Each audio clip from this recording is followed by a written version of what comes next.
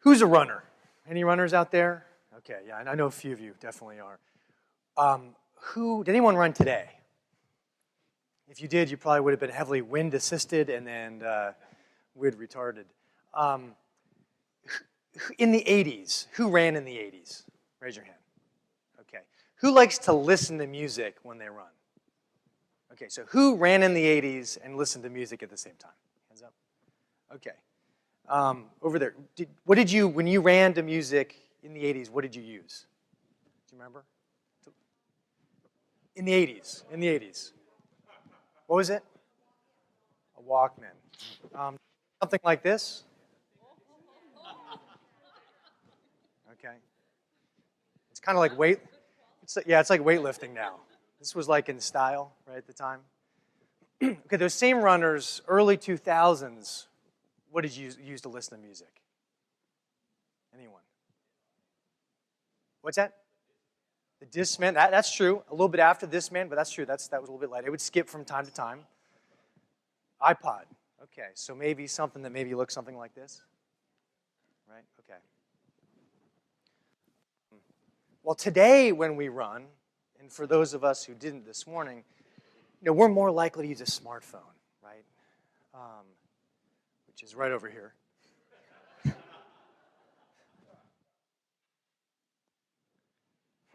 So, and you'll note, of course, with the smartphone, it's a little bit heavier than perhaps the iPod, but it does so much more today.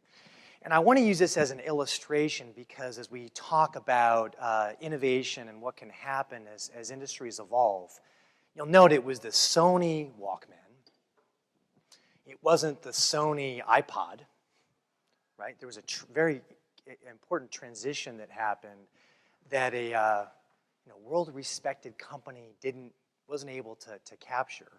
And then similar with the iPod, I think the vision that Steve Jobs had all along was the iPhone was coming, and that was really not the business that Apple was in, right? That was really Nokia's business and some others that were very substantial operators, and they were disrupted. And they were disrupted in part because they didn't see how to frame their industry, how to frame their opportunity. So in the beginning, of course, with Sony, it was about the Walkman, which was an innovation, but tapes and vertically integrating their music distribution. But they didn't see the network that Apple would create with the iPod and iTunes. And then with the phones, what Nokia and other groups missed was the fact that too was creating this whole system of apps and so forth that made the whole system work. So this morning, just for a few minutes, I want to share with you how today I would argue that some of us may be operating and developing Walkmans or iPods in a world that soon will revolve around iPhones. And I think the challenge for us as an industry, not that dissimilar to the way that we were challenged last night by Dr. Bill Thomas, is how can we handle things in such a way that we can thrive as this evolves. And I think the key to that is to think in an ambidextrous fashion, which we'll get into in just a moment. A word on me. I've been in the field for 10 years. I was a transplant from Silicon Valley. Moved into senior housing, had some personal story, as many of us do, early on that made me feel compelled to take a look at this field. And I'm personally drawn to innovation. I see there's so much exciting things that can be done. I've been on the operating side with several large companies. I've been on the investment side, on the private equity component. I've been on the board of not-for-profits in our field, and I volunteer a fair amount. So I've seen this from a few different angles. I have a couple hats I wear today. I have a strategy consulting practice called Point Forward Solutions, where we help organizations, operators, investors, suppliers, and so forth with their strategic planning and really planning around innovation.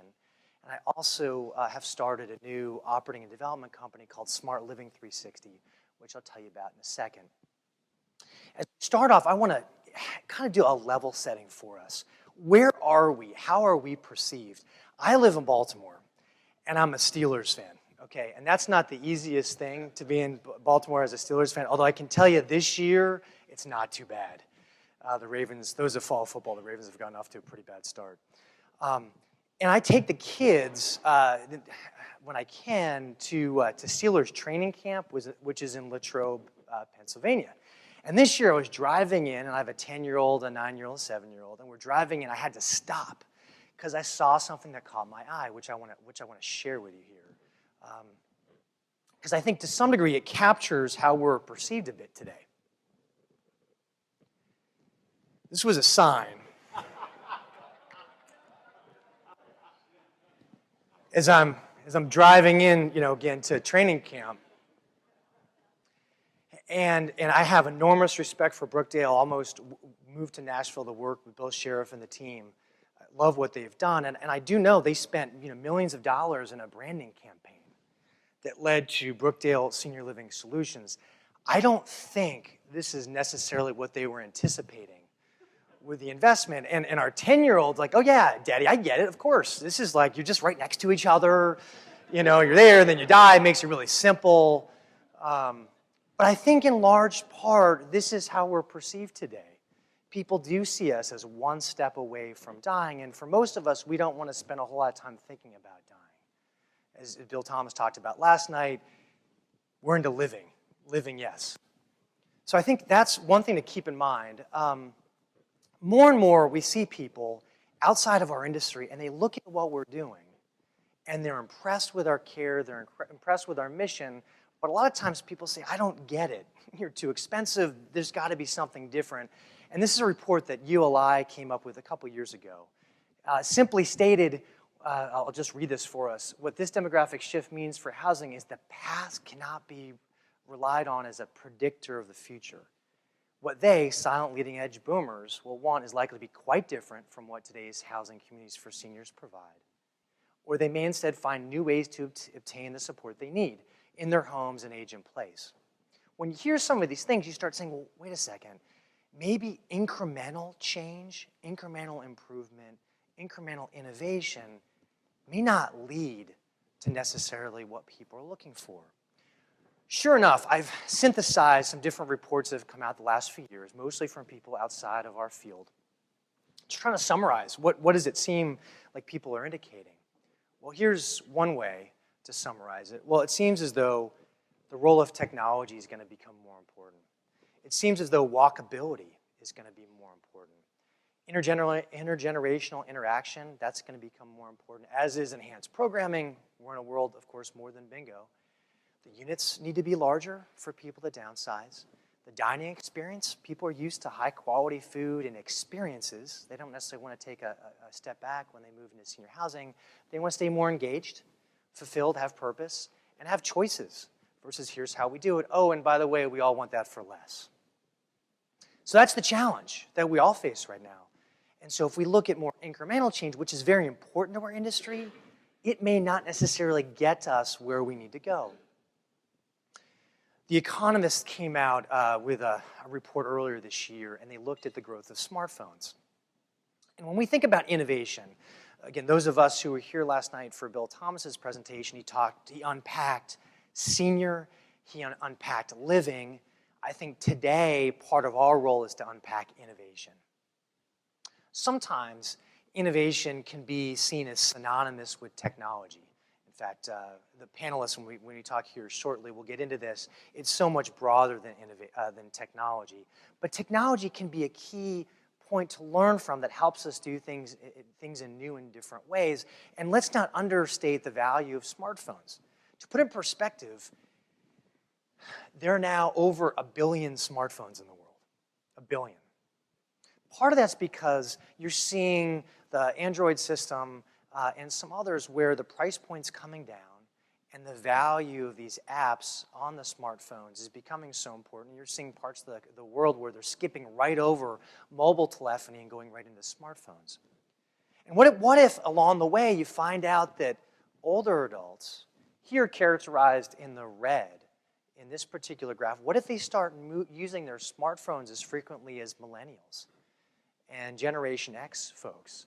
And so it's not something that they use in this particular graph a little bit sparingly between kind of 9 in the morning through 10 o'clock at night, but instead they become almost addicted to it in some level where it's always present. What does that mean for us? Well, I have a number of friends in Silicon Valley, some of which are involved in these unicorn companies, where you're seeing, in large part, these smartphones coupled with these networks and untapping new ideas and new revenue opportunities where all of a sudden they're worth more than $1 billion. Well, a key piece of that is the smartphone. I want to talk about what that might mean as we think about our field and how is it changing as we anticipate the future. Well, number one is a self-driving car. So we talk a lot about Uber. Uber, as you may know, they've spent a lot of time actually in Pittsburgh because they've recruited a number of people from Carnegie Mellon because they're creating their own technology along the way to help be part of the self-driving, the autonomous car movement. I was listening on NPR one day, and they were interviewing a current Uber driver. And they asked the Uber driver, so what do you feel about this Carnegie Mellon, Uber investing in the ability to have autonomous cars? He said, I haven't really thought about that. He said, I'm just kind of happy to have an opportunity today. You can see his point, but the reality is it's going to really shift things. What does that mean for us? What does that mean for our business models? Secondly, food and grocery delivery. This is really fascinating right now, the amount of capital that's being invested in different pieces of the food chain. Whether it's grocery stores, whether it's grocery delivery, whether it's prepared groceries, or even meal delivery. Again, live in Baltimore, one of the premier companies that we have is Under Armour. Under Armour, which has been doing very well, their CFO just resigned to become the CFO of Blue Apron, a New York-based grocery, prepared meals company.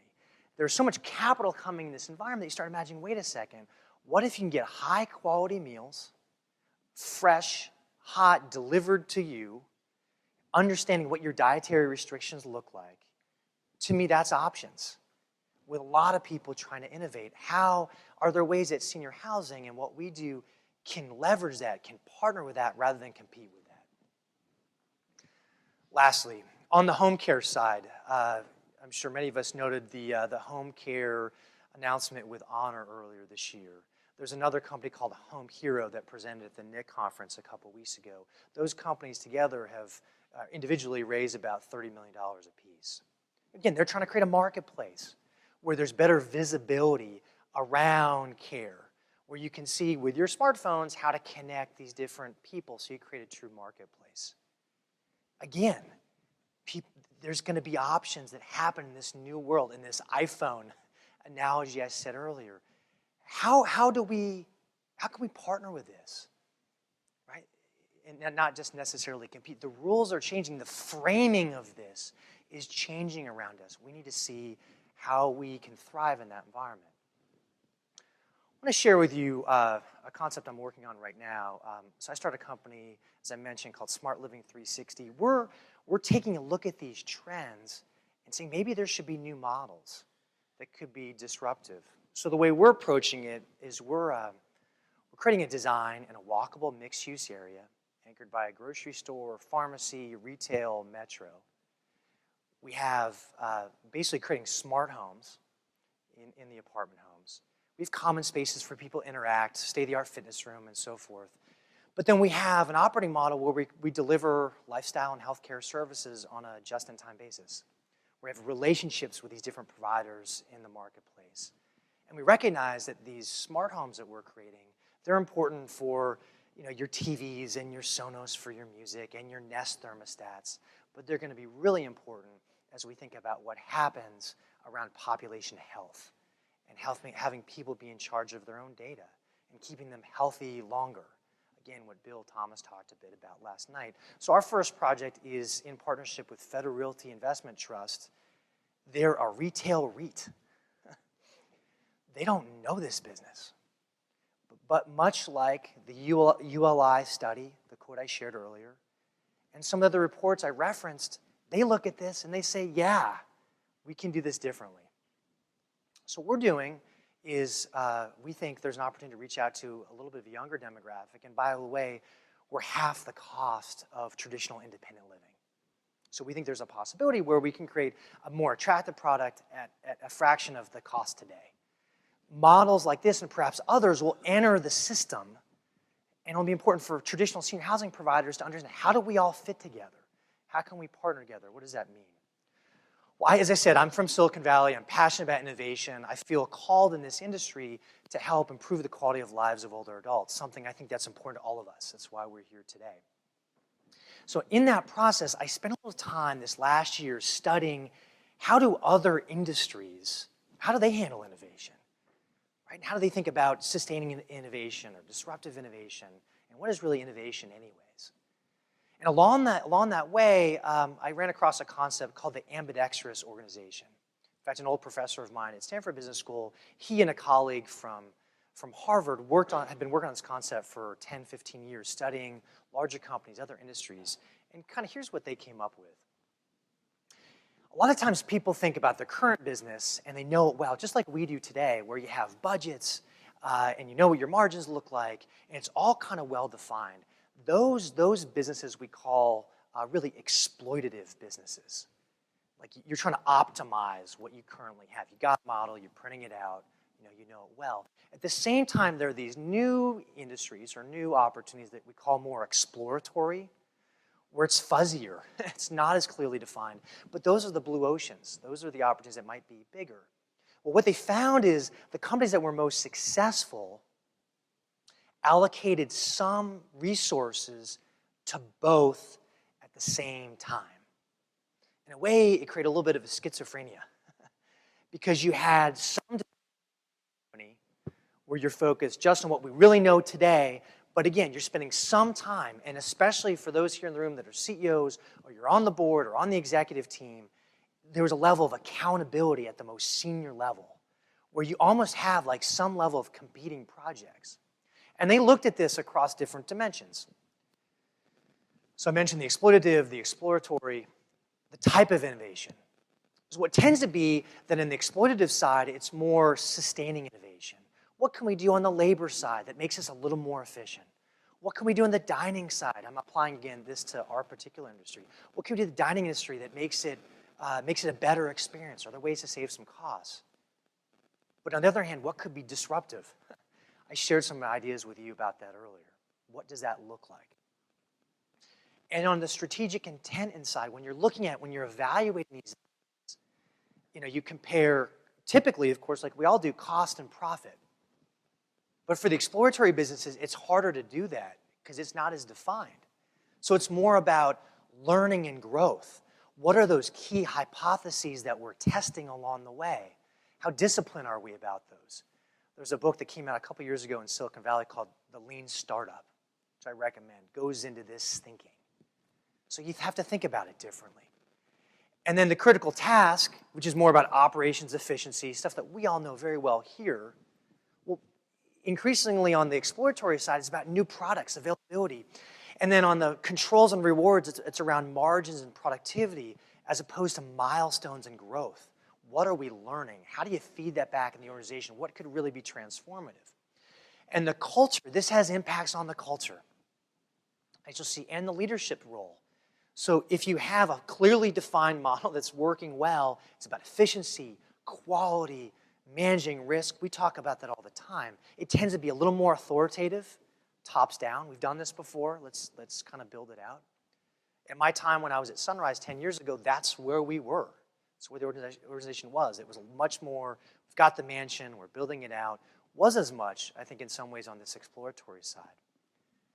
The exploratory side is more about speed. What can we learn quickly? How can we be flexible about it? And how can we be visionary and involved so we're learning across the organization? What are people learning on the front lines that we can feed back into our organizations? So as I invite our panelists up in just a moment, I want all of you to think today about what does it mean to be an ambidextrous organization? In what way are we thinking about today, our exploitative model? And in what ways are we really thinking hard about the future and what's exploratory? And I'd encourage you to even ask the question, are we innovative? Are we saying we're innovative? And if we are we really sustaining innovation? Or are we more exploratory? Because what I would suggest to you today is the vast majority of us are really in the Walkman or the iPod business, and we're really moving to the smartphone. As Michael mentioned earlier, I see a few people taking pictures. There's a handout which breaks all this out, applying this theory more broadly in other pieces of business, and then takes it, from my perspective, into the field that we have today. So I'll pause. If people have any questions, I can take a couple now, and then we'll go right into the panel. Any questions, comments? Okay, it's early yet. Let me invite up John, Jeremy, and Kai, please, and we'll learn, we'll get a perspective from people on the front lines today.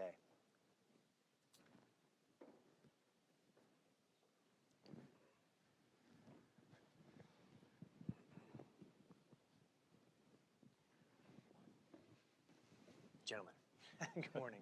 I'm going to start off by asking each of you if you could share the vision of your organization and how you've aligned your organization to be successful around that new vision. We'll start with John, and certainly reference the recent merger and how that fits into your vision.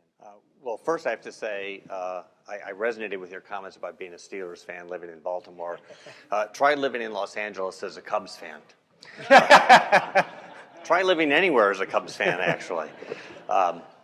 You know, your comments, I think, Ryan, are so important for us to hear about the disruption coming to our industry. I'm not sure that any of us are yet positioned to really exploit the changes that are coming. When I think about what keeps me awake at night, when I look at the innovation coming to our field, I think about something like Uber and the taxi cab business, right? You don't see disruptive innovation coming at you typically, and so you keep doing the same thing over and over and over again and marginally improving it. And I see a lot of that going on in our field. But what concerns me is you look at the consumer sentiments. You look at how consumers are increasingly moving away from us as a field, right? 90% of the people, if you're a senior living provider, 90% of the potential consumers won't even look at us. And of the 10% who do, 70% reject us. Those are pretty frightening statistics. Those tell us something that we're somehow missing a key element of our marketplace. And so I think what we're all looking at is really, I think we need to start from a deep understanding of what problem are we trying to solve for the consumer. You know, where are their stress points, and where do we step in and meet those? When I started in this field 25 years ago, it was interesting. We were still kind of a lifestyle play with a medical component. And what I see increasingly is we are a medical model with a lifestyle veneer to it. And consumers see that, and it's strictly a need-driven decision, not an aspirational-driven decision. And so when you look at your model of what you're doing with smart living and trying to get the younger consumer, I think you're doing something very smart, which is starting from a deep understanding of what consumers are looking at partnerships. I think one of the things we've got to give up is this idea that we can be all things to all people and be mediocre to all of them. I think we're going to be aggregators of outsiders who are excellent at what they do, but that's going to require a significant rethinking of our business models. Interesting. So part of what you're saying, John, is you see these trends, how do you take advantage of what's happening and rethink maybe pieces of what the value proposition is today? Well, I think that's part of it is looking at the trends, understanding that disruption is coming, understanding that consumers have already moved away from us in many respects, trying to understand what those innovations are and not being asleep at the switch. I mean, you look at, for example, taxi cabs. It's so hard to see the disruption coming. Nobody saw Uber coming. And you look at taxi companies today and you figure, why do they exist, right? How does a taxi company survive today? They're driving dead. They just don't know it. And I think we've got to be careful that we don't become in the same position as the taxi cabs. And what's also interesting is you look at a company like Uber, and they've disrupted, they've got this enormous growth, right? They're one of the unicorns, but they're also worried about disruption coming to their own business model. And they're already planning for how they're going to play in that space. I think we're a little behind, and we've got to change our viewpoint. Interesting. I want to shift to Jeremy with a similar question. I was in New York recently, and I was imagining myself if I were a taxi cab driver that just spent, I don't know, maybe $1 million on one of the medallions. And then kind of thinking like, whoops, right's tough. And that can be the risk as these things shift. So Jeramy, I'd love to get your vision share with us your vision for Thrive. And as a relatively new organization, what are the, I guess, challenges and opportunities with starting fresh in this environment we're going into? So we opened our first community in 2009, so we're a really young company and in a lot of different ways. But I think our challenges are a little bit different, and we're asking ourselves a lot of questions right now too, as far as, I feel like in the process of pushing the flywheel of getting this business going, we've defined ourselves as an assisted living and memory care provider, and we build this assisted living and memory care product, and we're evolving it every time we build it. So we've got about 20 communities today. All of them we've grown through ground up construction, so we haven't acquired anything. And it gives us a tremendous advantage as far as being able to continually shift that and evolve that and try new things all the time. And because we're relatively small, we can be nimble and employ a lot of great new, even small innovations in our communities. I think the challenge is we're defining ourselves in that pretty narrow rut of being an assisted living and memory care provider. And I feel like we're focused on innovation within our rut, right? So we have these blinders on that this is what we do and this is who we are. But we're asking ourselves right now, what opportunities outside of that are we missing? So I feel like we've done a pretty good job within our little niche of looking at how within our own communities we can employ, whether it's, I think we're going to talk about it in a minute, some unique labor strategies, some technology, some operating model things that are different, and then building a better mousetrap from a physical plant standpoint too that's attractive to a different generation of seniors that's coming down the road. But I think as we move forward, our challenge as a group, I think, is going to be to look outside of our own little niche and undefine ourselves as that. And state licenses don't help. They put you in a pretty narrow, in a lot of ways they don't help, right? But they put you in a pretty narrow groove. And I think the exciting thing is going to be to see as that evolves, and as hopefully as an industry we can help push that in the right direction. How can we look at what that product, I love what you're doing with sort of just-in-time service delivery in a little more innovative environment. How can we do that and push state licenses to allow us to do that in more and more environments? So that's, I think it's a two-sided coin for us. We have the ability to innovate within that niche as we go, but then I think we have to be very careful not to get stuck in it as well. Interesting. Kai, I'd love to hear your thoughts with Holiday, and remind us the scale as well in terms of your locations, number of residents you served, and I was mentioning a conversation earlier this morning with Kai, just the legacy that Bill Coulson created with Holiday, and what does that mean for the future chapters of the organization? Well, first off, I want to thank everyone. Thanks for the invitation to come here. We probably get invited to a bunch of these conferences all the time, but seeing the words senior living and innovation together were a little strange because you don't really think of those as being, in the same bucket. But in regards to innovation, I will tell you, and in regards to Bill Coulson too, he was an innovator, right? I mean, look, there was no such thing as independent living before Bill Coulson came along. I think everyone will give him credit for that. You had sort of your SNFs, then you had your assisted living, and there was nothing further down on the continuum. So I think there's certain innovation in terms of where Holiday came from.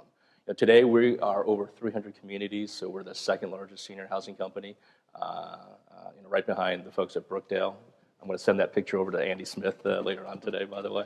But second largest senior housing company, over 35,000 residents, 14,000 some associates. In terms of innovation today for Holiday, I will tell you this. Look, I came from outside the industry, and I have always said that I believe that senior housing is about at least 20 years behind hospitality and probably 10 years behind multifamily. With that said, if you take a look at the composition of our executive team at Holiday, no one but one person is from senior living. Everyone else is from outside. Our CFO is from multifamily. Our CIO came from Martha Stewart. Our HR is formerly from Nike. And then I come from a hospitality and retail background. And what we try to do really is to bring the best practices from outside the industry into senior living. And and it's not just something we say. It's actually one of the tenets that we have as a company in terms of innovation. So every year we all belong to different trade organizations outside of senior living. I still go to ICSC, which is on the retail side. We still have people going to hospitality. We still have people going to other industries, again, to bring those best practices into senior living. And finally, we also have an innovation team at Holiday. We call it the I team. They meet on a monthly basis and talk about any suggestions that come up from associates or residents. We actually, pencil them out, and some of them, come to life. Some of them don't, but we take a look at those very hard. And so another thing too is also in our P&L we have research and development. I think that's one thing you don't find very many senior housing companies doing, which is the R&D line. And from the R&D line, one of the things that we've invested in is actually some senior housing out in China, and we're looking at senior housing out in India. Talking about the lanes that you're talking about are actually constructed by Americans, U.S., right?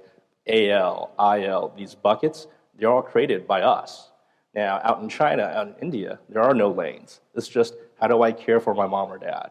So the ability to do a lot more different things across boundaries that you have out in those countries, don't exist here in the United States because we've sort of put ourselves in these little, cute boxes. Kai just said something I think is really interesting and important, and you talked about bringing an executive team with experience outside of just senior living, and I wonder sometimes how we think we're going to innovate if all we do is sit in a room and breathe our own exhaust. And I really believe that we need those outside influences. You talk about funding R&D. That is fascinating. I would love to see a poll, and I'm not going to ask for a show of hands, and I wouldn't even raise my own. How many, quote, senior living organizations have an R&D line in their budget? How many people are investing in the future in the way that you obviously are? And I think that's one of our challenges as a field, is we are limping along. We are 20 years behind in many respects. I'm not even sure we're the iPod. I think we're kind of the buggy to the driverless car. And at some point, improving the buggy is just not going to be a strategy that works. The R&D line's fascinating. I mean, you look at what Marriott does on the hospitality side, even Avalon Bay on the multifamily side, when they created their Ava brand. They spent a lot of money on R&D to get that going. And they really, their Ava brand, for those of you who aren't familiar, it's a brand they created focused on millennials. In a number of their well-located locations, and the amount of research on the consumer, the amount of spec design units they created for people to come in and really see what it was like, that's table stakes for other industries. Today I'm not aware of much of that sort of activity that we find, and I think sometimes even our financial models make it difficult because to pick on maybe a lease arrangement, for example, if you've got a tight coverage ratio, how much can you play around with some of these different pieces? So I think that there may be some constraints, sometimes are structural constraints that we have. I'd love to, John, if you could talk a little bit about the logic that led to your recent merger and help us talk through how you thought about it, and then in light of where you are today or when it does it, is it closed yet? No, we will close near the end of the first quarter of 2016. Okay. Assuming we get our California state regulatory approval. So not to get the cart ahead of the horse, but how do you imagine the organization being ambidextrous when you do kind of merge and look to the future? Well, it's interesting. I probably wouldn't have used the word ambidextrous, but now I will, because I think it's actually a good descriptor of why we're coming together. We're not coming together simply to be bigger. Bigger, I don't think is necessarily an advantage, and I think we're seeing this with the Brookdale Emeritus merger. I think in that respect, size is probably a complicating factor for them, not a liberating factor. But I think we're coming together in part so that we can have the resources to devote to R&D, to understanding our consumer at a much deeper level than we have before, and to be able to respond in a much faster way than we typically have. We're typically, we are a slow industry. We're slow to adapt, we're slow to adopt, we're slow to lead. And so we're looking at this as an opportunity to become more nimble, more responsive to the consumer. And to that extent, I mean, we're already investing heavily in a partnership with a design thinking firm to help both of our organizations think through how do we position ourselves for the long-term future? Where is the future going to be? Where can we play and win as a newly combined enterprise? And design thinking is a really interesting process because it's a much deeper dive into the consumer mindset than we've typically gone. We think we know so much about our consumers, and yet we're watching our consumer relevance shrink as an industry. So I think what happens is we know a lot about a very thin slice of our industry, and what we're trying to do is expand that slice a little bit, expand that understanding, and it means not just going out and polling consumers about what's important to them, because what people will tell you is different than how they will behave. So we're actually out there observing how are people living today in their homes, why are they staying in their homes, what corners are they cutting, what changes are they adapting to. And so we see the affiliation with ABHOW as an opportunity for us to have more resources to bring to bear for innovation and research. We think that scale is going to be tremendously important to that effort. Interesting. Who's heard of design thinking? Okay, so that speaks to part of your point. Quick primer on design thinking. IDEO and some others are some kind of larger, more prominent firms around design thinking, and the idea is, in contrast to maybe focus groups or telephone polls where you get some macro data, instead it's let's go deeper with a smaller subset of people and in some ways getting kind of outliers so they don't all represent the same prototype person. And in that process, it's just as John said, it's what people say, it's also what they don't say. And the idea is something called rapid prototyping, where you come up with ideas, a little bit harder when we have the sticks and bricks, but there's still some ways to use this technique. And then you see how people really behave. And in that behavior, you then get another prototype. I'm sure some of what Jeremy's doing with his developments today, where you're learning real time what's happening, but it's a mindset. It's a mindset that says, similar to the ambidextrous piece we talked earlier about, well, maybe we're going to give up a little bit of margin on this project because we know we want to learn about this. And that's an important part of thinking. What we've done at Smart Living 360 is we actually partner with a couple of universities. Hopkins and Darden, they have design thinking programs. And we had students go into Charlottesville, Baltimore, Rockville, into people's homes, and actually not ask them about their housing, but just understand how they think, what do they want out of their life more aspirationally, and helps inform not only the product, but the brand, and then how you may even handle the leasing experience. So I think it's something that everyone here should at least be aware of. There's ways to do it where it doesn't have to be that expensive, but at least it's a format I think that we should, as an industry, be more versed in. Jeremy, you mentioned earlier about your different kind of generations of your 20 developments, and you're learning each time. Two things. I'd love to learn about a situation where you tried an innovation along the way and it worked out really well. And love to hear about one where it didn't work as planned. And then culturally within Thrive, how did your organization respond to something not necessarily meeting the expectations?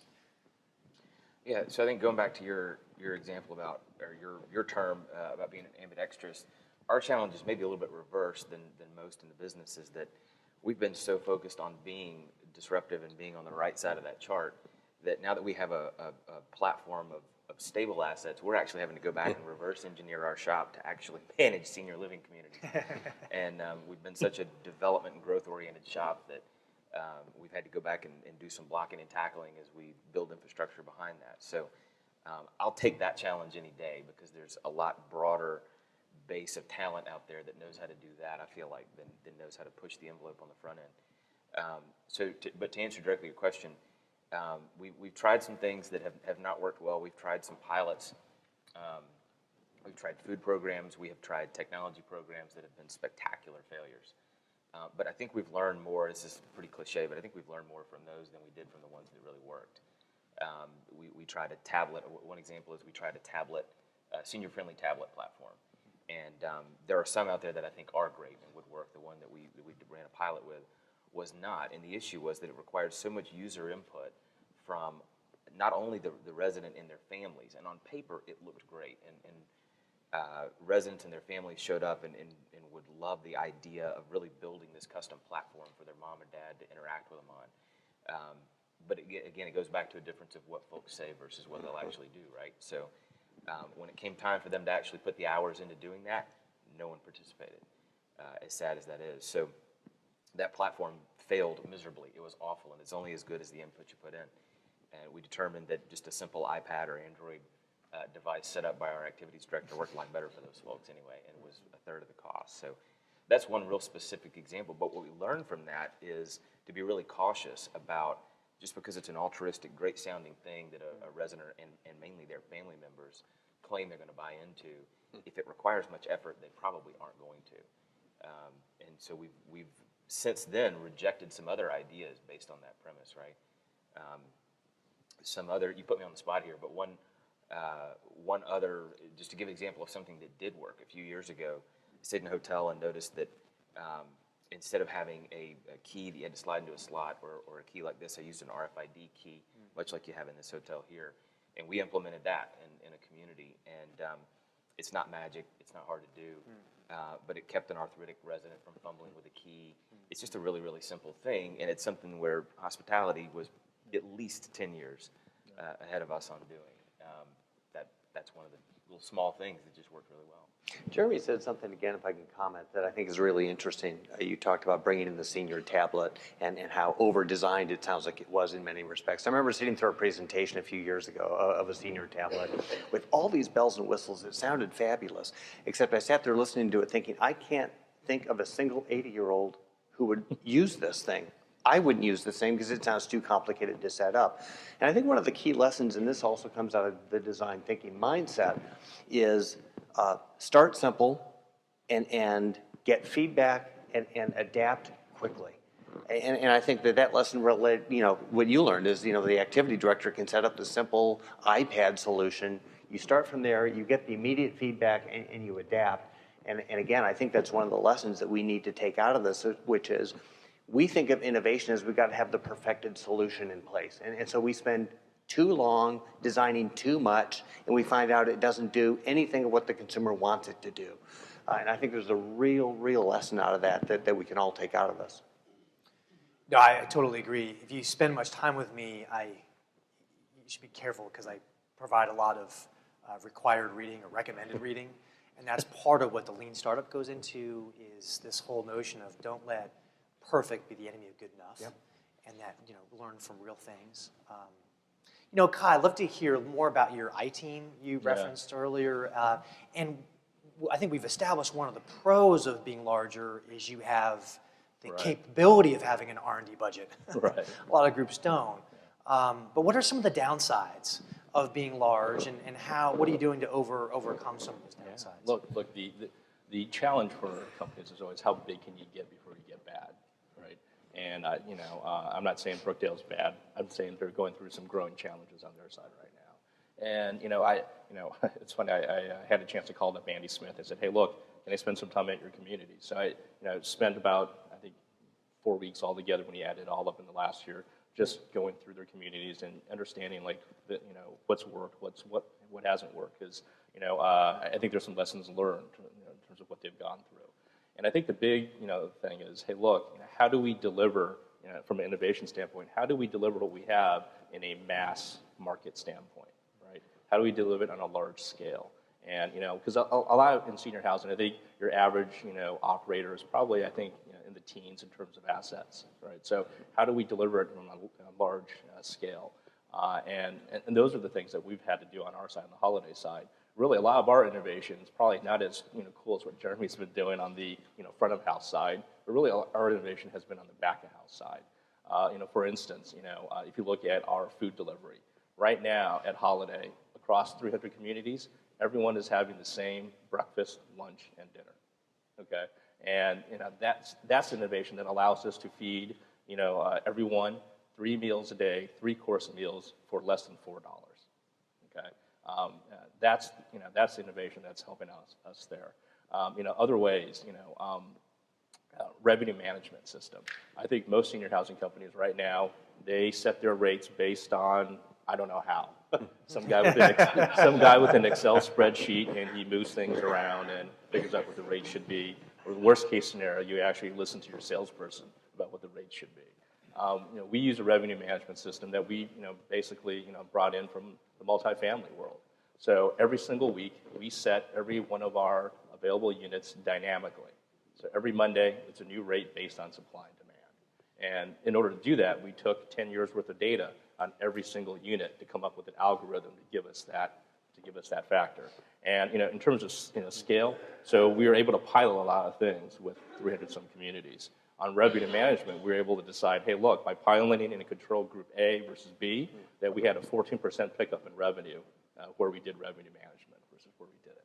So that's, again, another sign of sort of back-of-house innovation that we've done. So from a mass food delivery standpoint, from a pricing revenue management standpoint, I think those are all the type of things that we're doing. And quite frankly, all that stuff came from, again, best practices that we brought in from other industries and innovations and ideas that came from our I team.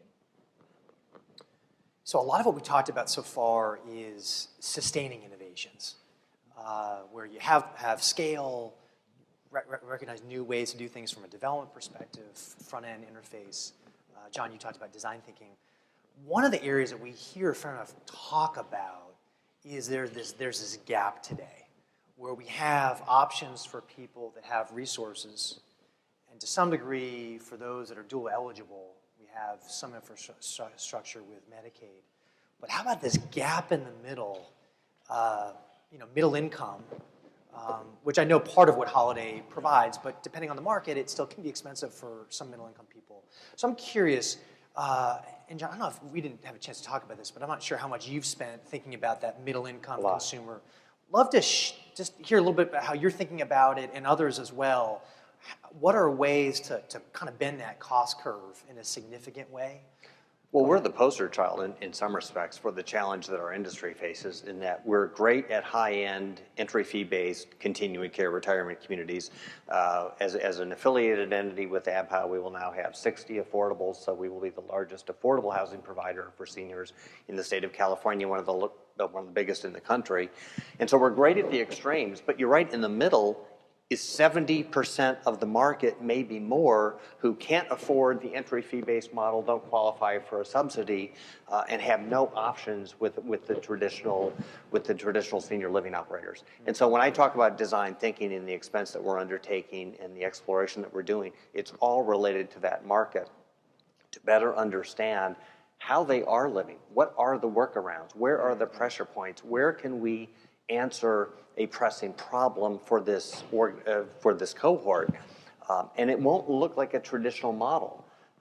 So this gets a little bit to Kai's R&D point, but I think that what we're also doing is we've recognized that if we're really going to innovate in this space, we are probably going to have to carve out a separate company, fund it separately, office it separately, get these people building their own culture, and get them out of the traditional rut that we're in.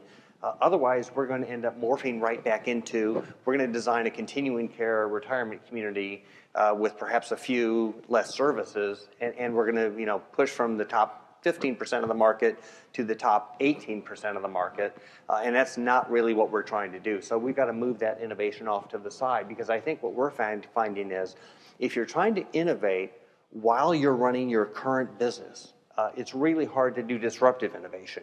You can do the innovation around the edges, but it's really hard to do the disruptive deep innovation that we're trying to do from inside the walls. Well, and that's what the whole Ambidextrous Organization concept's about, is it says it's really hard to do that. So you do have to create some separate infrastructures. The CEO needs to be rewarded or penalized if the disruptive piece, the exploratory side of the business, doesn't make progress. But that progress isn't necessarily P&L, it's what are those key hypotheses that you're proving out and having it fed that way, because if you don't balance that tension, it just doesn't happen. It kind of gets pulled back into the mothership. That's exactly right.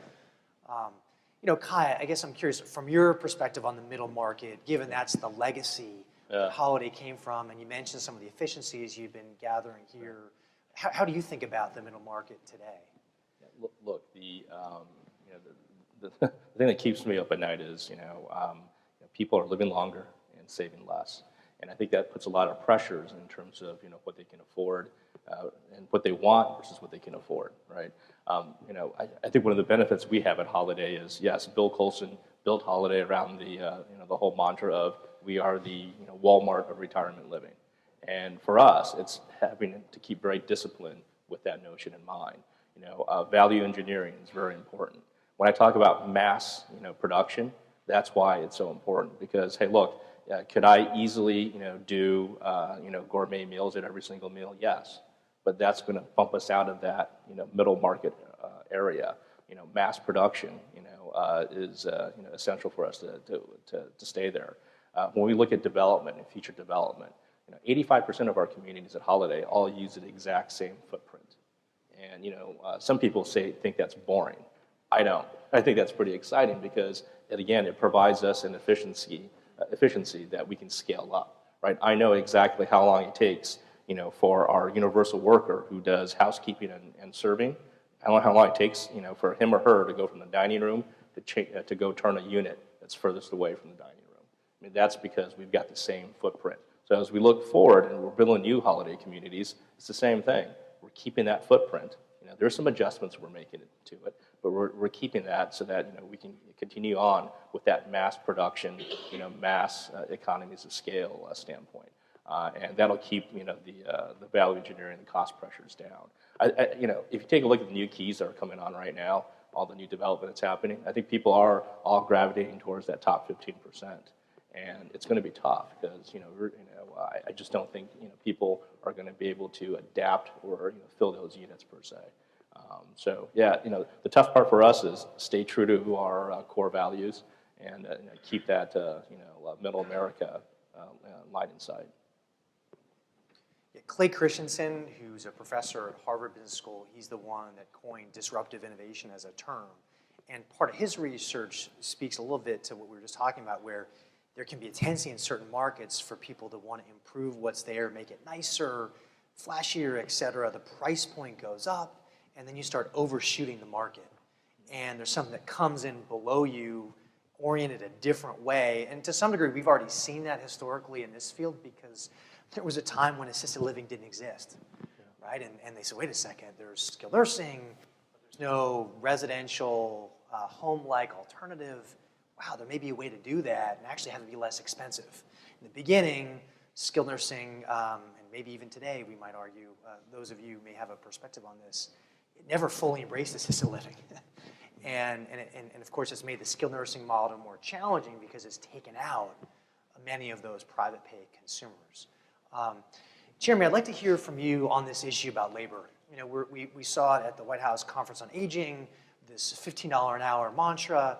We've seen it with a key piece of the business model for groups like Honor, where they're talking about this livable wage, which is maybe even more than $15 an hour for care workers. There's thought leaders or provokers like Ai-Jean Poo, who talks about in her book The Age of Dignity. We owe it to the people that get care as well as those that provide it, that we just need to improve life as a care worker. But that goes against some of these key expense drivers for senior housing when labor is such a big piece. So I'd love to get your take on that trend and how that may be an opportunity for us. Yeah, I think, honestly, we have nothing figured out here, but these are just some questions we're asking internally. Just a few years ago, we go into a new market, and with the kind of the bright, shiny new penny of a product in a market, we could have our pick from a talent standpoint. And we stole plenty of folks from you and from Tim, and we've had our luck with that, and now you and Tim and everybody else has new product in the same market. So now we're all fighting for this great new talent or great talent that's out there. I think the other challenge is, and you said it so well earlier, how can we really expect to be different if we just keep recycling talent and breathing our own exhaust? I'm going to steal that term. And so we've begun to, and really we just sort of stumbled into it, but we realized that some of our best talent at the community level has come from completely outside the industry. And I think the challenge is we're seeing wage rates go up for caregivers, which we feel like we have a responsibility to provide a great quality of life for them, but we also have a responsibility to provide a product at a price that our residents can afford, right? So there's this push and pull there. But I think we can either see that as a huge challenge or a challenge and an opportunity. And I think the opportunity is for all of us perhaps to kind of reach outside of this industry and bring some folks in with some great hospitality background experience. We've had some great school teachers come into our building. We've had on the sales side some great folks in the real estate business that we're pulling in that are helping us challenge everything. It's kind of one of the core tenets of our business is we actually have it written down, challenge everything. And they look at some of the stuff that we've done, or our industry's done for 20 years and scratch their head, and we just take it for granted. So we see that as a big opportunity. I think providing benefits, full benefit packages for everyone down to caregivers has been a core tenet of what we've done. And it has helped us in these markets where labor is tight, recruit some great talent. But I think it's something we're all going to struggle with, and we're all out there fighting the same battle right now. It'll be interesting to see how that pans out. The challenge looking forward is going to be capital or access to capital. I've got more people throwing money at me than ever before, right? The issue right now is the talent pool and the labor pool, and the fact that, hey, look, the senior tsunami is coming, and we're going to have more people who need care than who could actually provide the care. And, like Jeremy's saying, I think we need to look outside just the industry, but I also truly believe we have to look outside our borders. I really do. I think that, there aren't going to be enough folks to care for our seniors here in the United States. So again, part of the reason why we're out looking at places like China, like India, and I'm going down to, Costa Rica is because I think there's a labor pool down there that can help us fulfill our need up here. A lot of folks want to move to the United States because of a work visa. We can certainly do that. And it's going to be tough because, we're paying the wages. Someone has to decide, do I want to change a bedpan or do I want to go flip burgers at McDonald's, right? And a lot of times they're choosing the McDonald's route. And so, yeah, I think we're all fighting for the same, labor. And then also we're running out of, people in that labor pool right now. I totally agree with that. I think when you look at the things that and you're hearing it up here, and I suspect we'd hear it out in the audience as well, that when you look at the things that keep us all up at night, for me, the immediate concerns are labor litigation and regulation.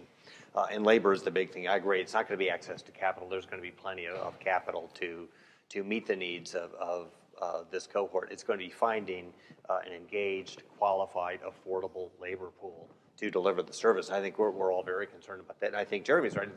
That's going to be part of what drives innovation. We are going to be forced into this because we are not going to have an economic model that stands up to how we do business today going forward. Well, I think compensation models are going to play in that a lot too. Yep. We're playing with some stuff right now where we're compensating based on some really unique things we're doing with caregivers to learn more about our residents. And I think one advantage we have between flipping burgers or working as a caregiver is the altruistic side of what we do, right? So, there's a greater good, there's a higher purpose to what we do, and at the end of the day, you can really feel like you've helped somebody through that.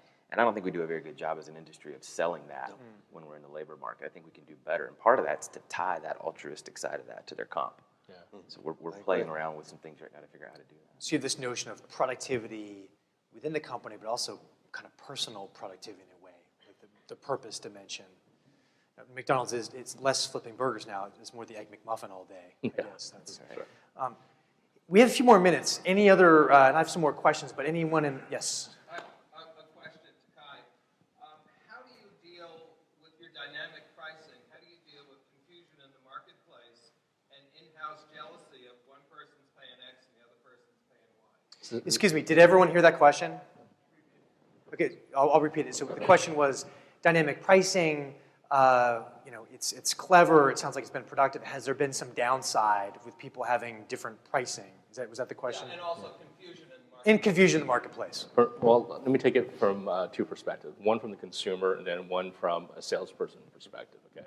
From the consumer perspective, no issue at all. Look, consumers are used to revenue management in hospitality, and when buying a car, they understand, hey, look, one day I might buy the same car for this price, next day at this other price. Hospitality, one day this room here at this hotel costs me X, the other day it costs me Y. It's all based on supply and demand. They rather hear that than going in and saying, hey, look, today's a special time of the month, I'm going to give you $300 off. Like, who wants to hear that you're discounting the care for your mom or dad? I mean, that's actually a negative connotation that persists out there. And I think that's one of the things that's making senior housing, giving senior housing a black eye right now. So revenue management actually takes away all of that, right? I mean, I'm surprised we haven't had a case where an African American gets one rate and then a Caucasian gets another rate, right? I mean, look, in revenue management, you're taking the subjectivity out of it, okay? In terms of the salesperson, I've never met a salesperson who when you ask them, is the rate for this unit the right rate, say, yes, they're spot on. They always say it's 10% too expensive or $500 too much. Those are the two magic numbers for whatever reason, okay? No matter if it's a Holiday building or Brookdale or Atria building, right?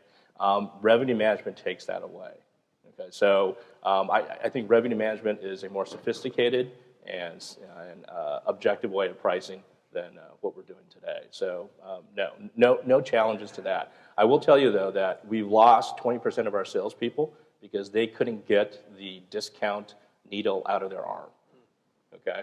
I'm okay with that. Other questions? Yeah, Denise. Jerry, I love that you shared the altruistic part of people wanting to go work in this field. But I also know that people leave their supervisors about their jobs. And so I'm actually working with Cornell students right now, the MHA program, mentoring them.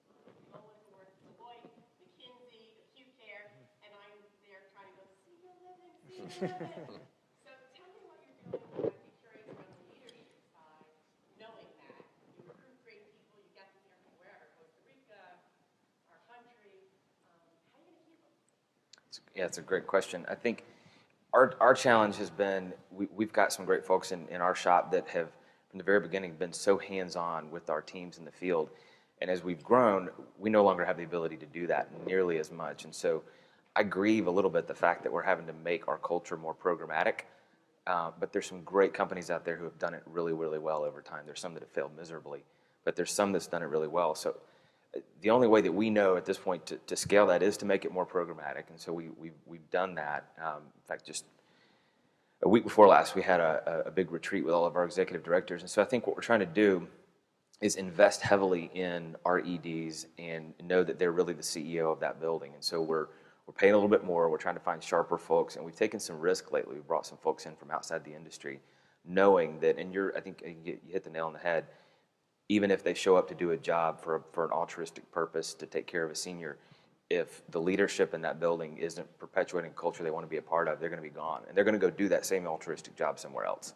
And we're not the only place in town, we realize that. So a lot of it comes down to us investing really, really heavily in that ED and then giving them the tools to turn around and do that with all of their team. We have a program called Second Mile Service that we've instituted in the past year or so. And we're actually having competitions between our buildings, between our communities on who can kind of do the most outrageous, over-the-top thing to serve not only our residents, but fellow team members, family members of team members. And that's creating this culture of service that I think people want to hang around and stick with. Thank you for the question. I think we have time for about one more question. Okay, so any other questions? Well, Michael's help. Okay, we do have that question. Yes, sir. Could you just explain a little bit how you're planning for the potential labor increases, the wage increases, whether it's $15 an hour or whatever's coming? Because obviously, if you raise the minimum up to 15, the people who were making 11, 12, 13, 14 before have to go up also, and it's going to totally disrupt, our P&Ls and everything else. So can you maybe each of you just take a little crack at that? Well, we've got different financial performance for whatever result it spits out. So we're going to have to make some adjustments on our side. I think one of the benefits for us is that again our labor pool is a little bit smaller than I think other folks because we are independent living. Their average number of FTEs at a holiday community is about 16, so much less labor intensive than some of the other communities out there. Same. Well, not the same on the FTEs, but we played around with performance there a little bit, just on a state level, looking at state minimum wage goes up. But if we end up with a $15 federal minimum wage, that high water is going to raise all ships, and I think we've all got to deal with that problem in the same way. And margins are going to essentially have to stay the same. I mean, we are all, a lot of us work for the same masters in some ways, so it's going to end up hitting the consumer at the end of the day. As efficient as we can try to be with it, it's going to have to affect them. I totally echo that statement. If it's a $15 federal, we're actually fine in some respects. It'll be painful to get there, but we'll all get there, and it's going to come out on the consumer. I think where you have an interim challenge is where it's not equalized. So I have a colleague in Seattle, for example. Seattle already has a $15 minimum wage. And so you drive 3 miles away from this guy's community, and the rates are significantly less because they've got a $10 minimum wage. And so what they've done in that case is they've put in a line item for the minimum wage adjustment, which the average independent living unit adjustment is $200 a month. So think about that relative to your fees. That's a pretty significant line item adjustment. And his explanation to his folks is, well, okay, you voted for it, so here it is. And they show it as a line item. Once it becomes federal and it's everybody, then we don't have that issue anymore. I mean, we've all got some pain, but it'll be borne across the board. Well, thank you very much. Thank you. I want to thank our panelists, and also thank you, Michael, for this conference. It's small enough that you'll have plenty of opportunity to have further questions here with the participants. Thank you guys so much. Excellent panel to kick off the event. Thanks,